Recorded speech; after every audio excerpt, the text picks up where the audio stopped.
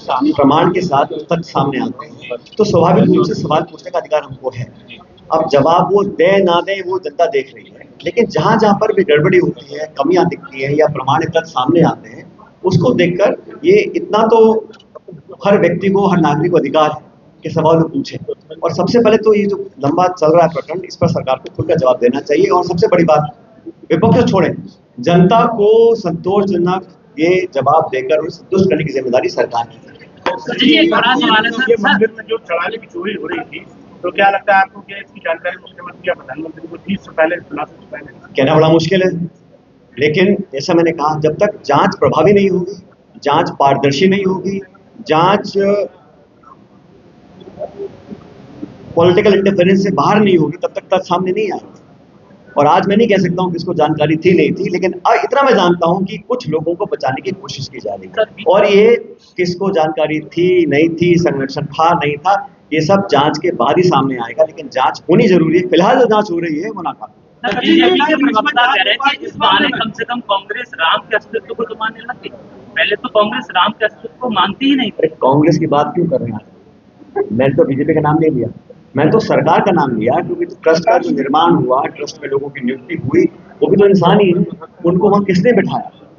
और बजाय जवाब देने के आप वापस सवाल पूछो विपक्ष से। ये तो पुरानी 12 साल की आदत है। मैंने हमेशा देखा है कि सरकार से विपक्ष सवाल पूछती है। ये पहली सरकार है जो 12 साल से कांग्रेस से सवाल पूछ रही है। हम जब सरकार में थे हम सवाल पूछते थे, हम विपक्ष में, आज भी हमसे पूछ रहे हैं। अरे भाई आप जवाब दीजिए ना आप। और डबल इंजन चल रहा है। और मैंने थोड़ा शुरू में कहा कि हो सकता है कुछ चर्चा लोग कर रहे हैं कि आपस में रूलिंग पार्टी के अंदर आपस में जो खिंचाव चल रहा है, ये जो उजागर मामला हुआ है, ये सामान्य घटना नहीं। ये कैसे हुआ ये अलग चर्चा का विषय है, लेकिन क्योंकि ये उजागर हुआ, इसके तथ्य तक पहुंचना बहुत जरूरी है। बंटवारे को लेकर 2021 में भी जमीनों को लेकर सवाल उठाए गए थे, उस समय भी एसआईटी बनी, एक बार फिर एसआईटी बनी। क्या लगता है कि ये सिर्फ लोगों को बचाने के लिए है या एसआईटी को सिर्फ जिम्मेदारी? आपको इस सरकार के तीसरे कार्यकाल की शुरुआत देख लीजिए।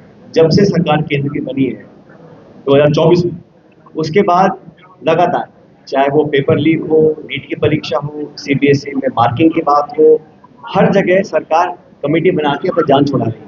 लेकिन अभी तक लोगों के अंदर जो एक भावना पैदा हुई है, चाहे नौजवान हो, चाहे हमारा कोई श्रद्धालु हो, उसके मन में शक पैदा हुआ है कि अब सिर्फ राज करने के लिए आप सत्ता में आए हैं, जवाबदेही आपकी नहीं है। और ये कमेटियां बनाना, ये सिर्फ समय खरीदने की बात है कि कैसे महीना 2 महीना निकल जाए, ये खबर सुर्खी से हट जाए, तो लोग जनता भूल जाएगी। लेकिन ये बहुत लंबा नहीं चलेगा। कहीं ना कहीं सरकार को सामने आके एक निष्पक्ष, पारदर्शी, प्रभावी जांच करानी पड़ेगी। ये भी है सचिन जी, एक ये भी मामला सामने आया कि एक व्यक्ति ने बताया उन्होंने अपनी पूरी जमा पूंजी इकट्ठी करके जीवन की एक रामचरितमानस होने की यहाँ पे राम मंदिर में चढ़ाई। और ये भी पता चल गया उसके बाद कि रामचरितमानस वहां से जाने के बाद अब कहाँ पहुंच गई, और बजाय किसी गिरफ्तारी होने के अभी तक उस मामले में कोई कार्रवाई नहीं की, जबकि सबूत उनके सामने। तो क्या ऐसे जो नाम उजागर हो रहे हैं एक के बाद एक सामने आ रहे हैं, उनकी गिरफ्तारी तुरंत होना जरूरी है? ये तो आपने एक उदाहरण दिया है। ऐसे कितने लोग होंगे जिन्होंने अपने इच्छा से, क्योंकि कहीं भी कोई दान पुण्य करता है तो कोई मजबूरी में नहीं करता, कोई दिखावे के लिए नहीं करता, अपनी श्रद्धा के अनुरूप करता है। मैंने कहा ना, कोई 2 पैसे दे, कोई 2 रुपए दे, वो अलग बात।